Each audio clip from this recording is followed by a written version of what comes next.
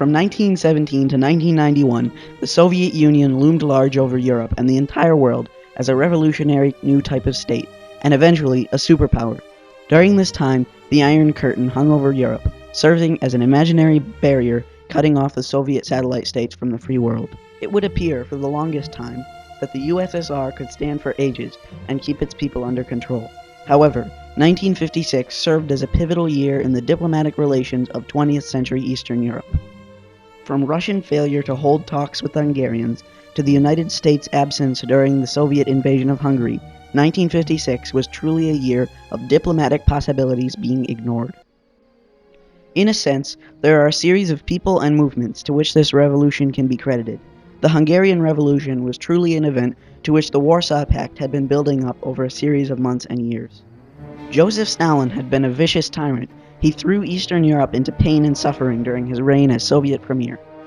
Stalin killed so many innocent people that when his successor, Nikita Khrushchev, came to power, he knew it was time to part with the ways of Stalin. At the 20th Party Congress of the Soviet Union in February 1956, Nikita Khrushchev attacked the policies, tactics, and personality of Joseph Stalin. He proposed a diplomatic strategy of liberalization among the USSR satellite states.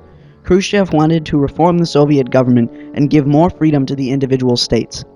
In response to this, during July 1956, after a series of reforms within the authoritarian government of Poland, a group of workers who desired more radical and rapid changes rose up, beginning with striking and protesting, and ending in a riot leaving over 50 people dead after Soviet troops attacked the strikers. This was one of the earliest uprisings to come after Nikita Khrushchev repudiated the actions and policies of Stalin. By the time that the rioting and uprising in Poland was over, the Central Soviet government had performed an overhaul of the Polish government. The new regime under Władysław Gomulka replaced the old, more oppressive one. As Khrushchev began to loosen the power of Eastern European communist governments, he took several other pro-Stalin leaders out of power. In Hungary, Matyas Rákosi would be an example of this. He was removed on July 18, 1956, after Anastas Mikoyan was sent to Budapest as a representative by the Central Communist Party.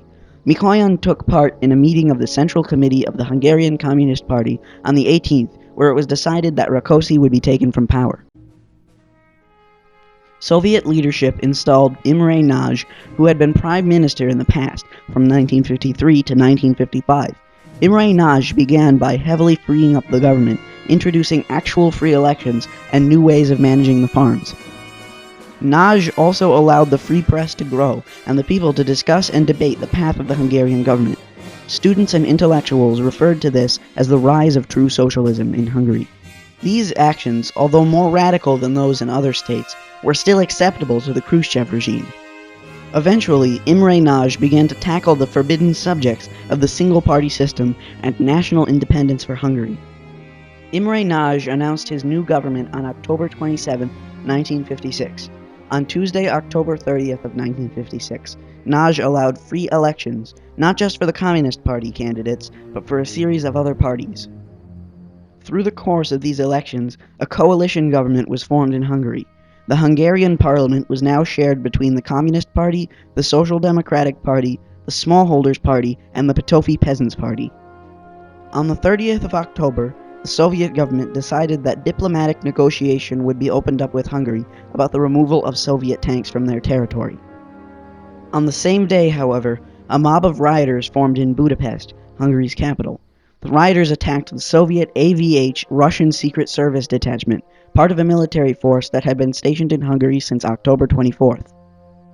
The AVH was guarding the Hungarian Communist Party headquarters, and the mob attacked in response to rumors of prisoners held in the building.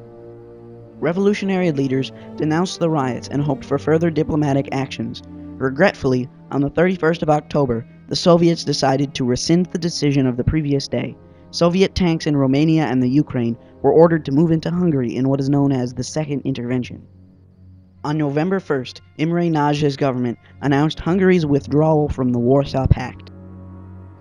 A cry for help went out from the people of Hungary. For much of this period, the most reassuring source for the people was Radio Free Europe, a large radio station in Europe which claims to promote and support freedom and liberty. It had been made to look as if Radio Free Europe was a privately financed enterprise. However, the true story was quite different. Radio Free Europe was actually almost entirely financed by the United States government. Almost everything that was broadcast by Radio Free Europe was controlled by the CIA. It was originally created for the purposes of spreading US policies and denouncing communism in Europe. Its Hungarian branch was used to report on US-Hungarian relations and ensure the fall of Soviet control. Throughout the revolution, Radio Free Europe told Hungarians that US support would be arriving soon, but nothing could be further from the truth. During a study known as Hungary, Resistance Activities and Potentials, the US Army stated that there are few evasion possibilities and the selection of Special Forces operational areas is consequently quite limited. In the same study, the Army also noted that active resistance of both the partisan and underground variety are notably less than in other satellite states. Based on these statements alone, we can infer that the Army was opposed to a Special Forces intervention in Hungary. But President Eisenhower was also opposed to the idea of helping the Hungarians, stating that Hungary was just as inaccessible to us as Tibet. If the Americans had intervened militarily, it seems very likely that the Soviets would have responded with full military force. The US would have been in a difficult position supporting the Hungarians from across the ocean. Another contributing factor to America's absence was that the Suez Crisis was erupting in Egypt, and the United States was supporting a British intervention against Egyptian nationalization of the Suez Canal there. Therefore, it would seem entirely hypocritical to say the opposite of a Soviet intervention in Hungary. As Imre Nagy's government saw the Soviet invasion's imminent arrival with no support from the US, they turned to other nations. The People's Republic of China, which was at that time opposed to the USSR, was the next possible nation to assist the revolution. The Chinese government also denied Hungary the assistance it desired, noting the fact that if they assist in the overthrow of Soviet satellite states, their own satellites may be inclined to revolt and separate. Very soon, China was a supporter of the Soviet intervention.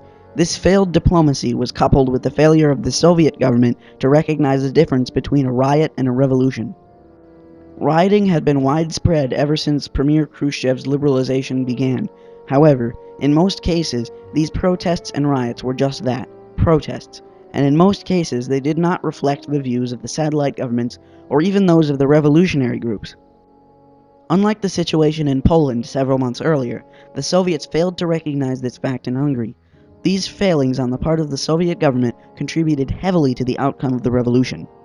On November 4th, Soviet tanks reached Budapest, and on the 14th, all resistance fighters had been forced out of the city, and the Soviets finally crushed the Nagy government. The Soviets installed János Kadar, Imre Nagy's second-in-command, as a less liberal or radical leader for the satellite government, which was once again in place. About 300 executions. People were involved in the uprising and were executed, and about 13,000 people were imprisoned, many for several years. And then finally there was emigration. About 200,000 people left Hungary. About 40,000 settled in the US. The year 1956 had lasting consequences on the world and marked a turning point in diplomatic relations as a whole. The revolution proved to the world that Soviet power was a fragile thing and that the belief in freedom could take it down easily. The revolution also proved that the world superpowers were either unwilling or incapable of protecting peace and diplomacy, even when claiming to do so. 1956 is a perfect example of how diplomacy can completely and totally fail when neglected. Although many more events would come to pass before Soviet control would collapse in Eastern Europe and the rest of the world, the Hungarian Revolution revealed that the utopian ideals of the Soviet system were lies, and that the Soviet leaders were only out to maintain absolute control.